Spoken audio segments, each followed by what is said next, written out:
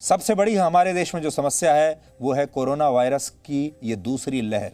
और आप सब हम जानते हैं परेशानी में होंगे।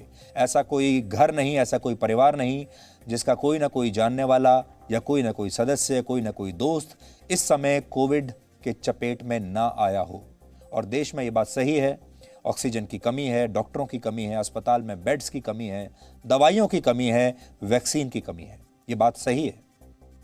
लेकिन आजकल देश में और विदेश में एक सवाल बहुत पूछा जा रहा है और वो ये कि हमारे देश की जो केंद्र सरकार है और प्रधानमंत्री नरेंद्र मोदी, उन्होंने कोरोना वायरस पर अपनी जीत की घोषणा करने में बहुत जल्दबाजी कर दी। उन्होंने बहुत पहले ही ये कह दिया कि हमने कोरोना वायरस को हरा दिया और उन्हें अंदाजा ही नहीं था कि कोरोना वायरस की दूसरी लहर आ रही है। ये आपने भी बहुत अब तक सुन लिया होगा, अखबारों में, न्यूज़ चैनल्स पर सुन लिया होगा और देश के बड़े बड़े पत्रकार भी आपको यही बता रहे होंगे।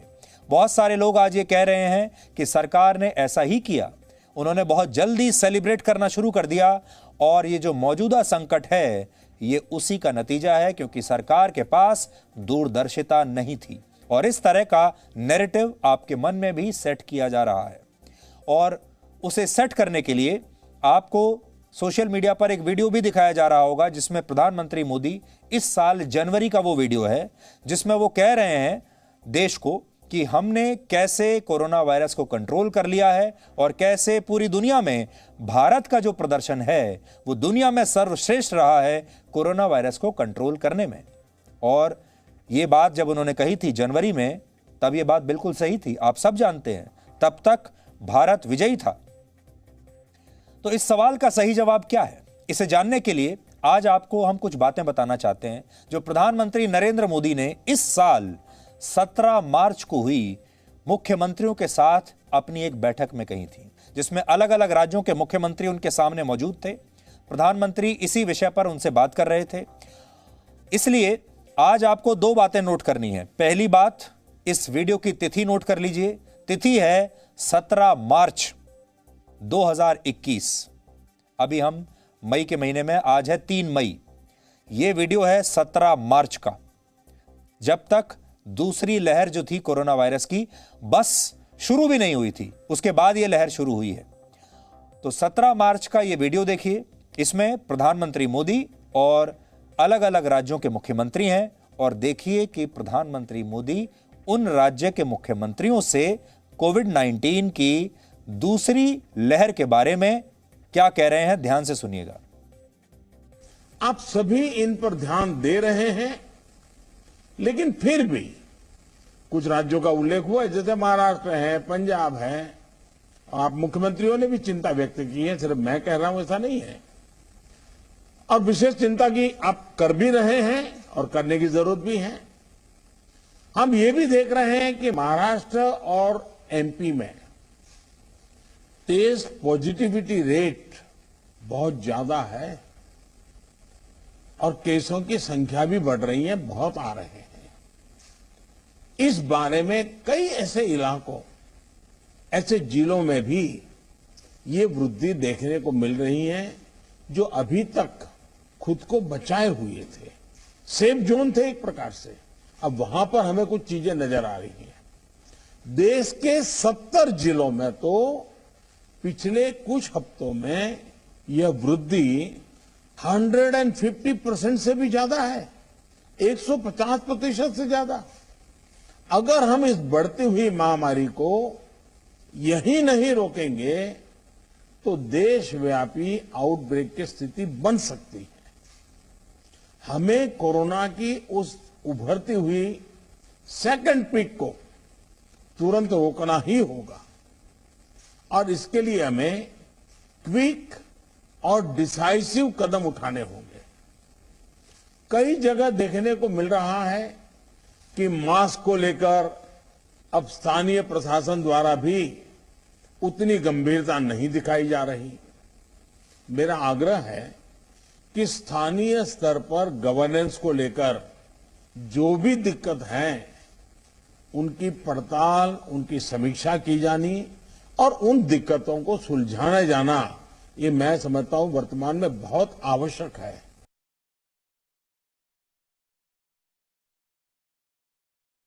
प्रधानमंत्री नरेंद्र मोदी ने 17 मार्च को ही अलग अलग राज्यों के मुख्यमंत्रियों के साथ हुई इस वर्चुअल बैठक में इस बात की आशंका जताई थी कि अगर कोरोना वायरस की बढ़ती रफ्तार को नहीं रोका गया तो हमारे देश में संक्रमण फैल सकता है। और वो ये भी कह रहे हैं कि दूसरी लहर आ रही है और 47 दिनों बाद स्थिति बिल्कुल वैसी ही है। आप कह सकते हैं कि प्रधानमंत्री ने पहले ही खतरे को भांप लिया था और राज्य सरकारों को इसकी चेतावनी भी दी थी। ये वीडियो आज हमने निकाला है, लेकिन इस पर उस तरह से अमल नहीं हुआ जो उन्होंने कहा था, जिस तरह से अमल करने की जरूरत थी, जिस तरह के कदम उठाने की जरूरत थी। और हमारे देश में अब पूरा नैरेटिव ये सेट किया जा रहा है कि केंद्र सरकार ने तो कोरोना के खिलाफ युद्ध में जीत का ऐलान बहुत जल्दी कर दिया और सरकार जश्न मनाने में लगी रही और कोरोना वायरस की दूसरी लहर पीछे के दरवाजे से हमारे देश में आ गई। लेकिन आप ये देखिए कि 17 मार्च को राज्य के मुख्यमंत्रियों को चेतावनी दी गई है, लेकिन राज्य सरकारों ने भी इसमें कोई काम नहीं किया। और ये बात सही है कि केंद्र सरकार को भी शायद इस बात का अंदाजा नहीं था कि लहर तो आएगी, लेकिन इतनी बड़ी सुनामी आएगी, वो लहर नहीं सुनामी होगी, ये शायद किसी ने सोचा भी नहीं था। अगर राज्य सरकारों ने प्रधानमंत्री की चेतावनी को गंभीरता से तब भी ले लिया होता तो आज देश में हर दिन औसतन 3,000 लोगों की मौत नहीं हो रही होती और ना ही हर हफ्ते औसतन 3,73,000 नए मामले दर्ज हो रहे होते। आज हम आपको कुछ ऐसी बातें बताना चाहते हैं जिससे आपको यह पता चलेगा कि प्रधानमंत्री मोदी कोरोना वायरस की बढ़ती रफ्तार को लेकर इस दौरान क्या कर रहे थे। आपको तो यह बताया गया कि वो कुछ नहीं कर रहे थे, वो सिर्फ सेलिब्रेट कर रहे थे, या वो सिर्फ चुनावों में व्यस्त थे और वो सिर्फ चुनाव जीतना चाहते थे। चुनाव प्रचार पर ध्यान था उनका, कोविड पर नहीं था। इसलिए अब इन आंकड़ों पर नजर डालिए। सितंबर 2020 से अब तक प्रधानमंत्री मोदी मुख्यमंत्रियों के साथ 14 बार वर्चुअल बैठक कर चुके हैं और इन सभी बैठकों में प्रधानमंत्री ने मुख्यमंत्रियों से यही कहा कि कोरोना वायरस को हल्के में लेने की भूल बिल्कुल मत कीजिए। 17 मार्च को भी यही कह रहे हैं। प्रधानमंत्री के अलावा केंद्रीय स्वास्थ्य मंत्रालय सितंबर 2020 के बाद से अब तक विभिन्न राज्यों के साथ 12 बार बैठक कर चुका है और इन बैठकों में महाराष्ट्र, छत्तीसगढ़ और पंजाब के उन जिलों को चिन्हित भी किया गया जहां कोरोना के मामले बढ़ रहे थे।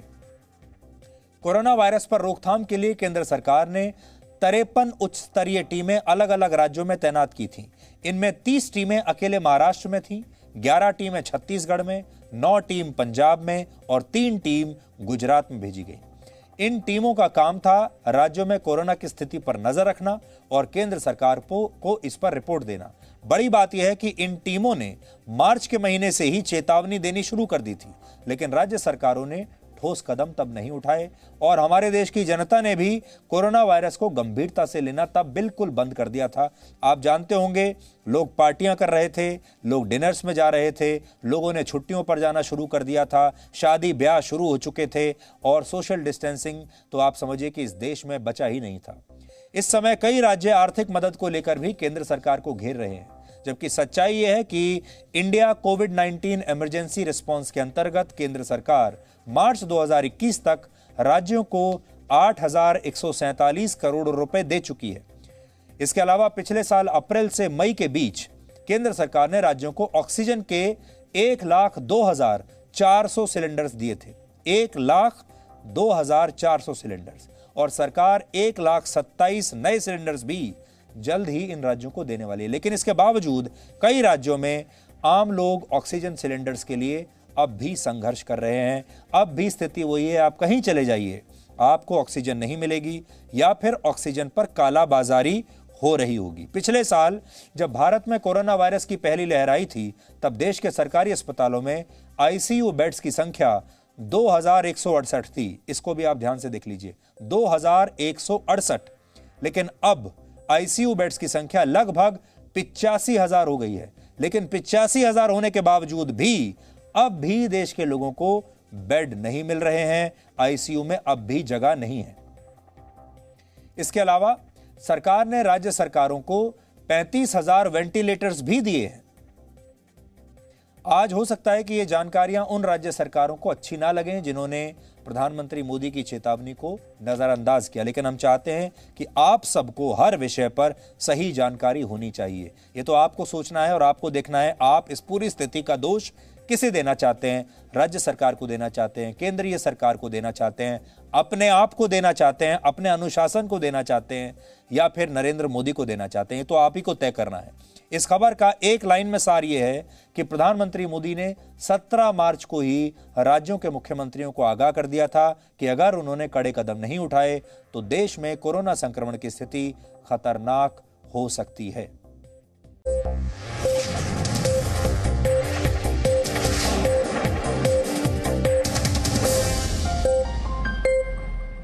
Presenting B News app, available on Google Play and App Store. Download it now.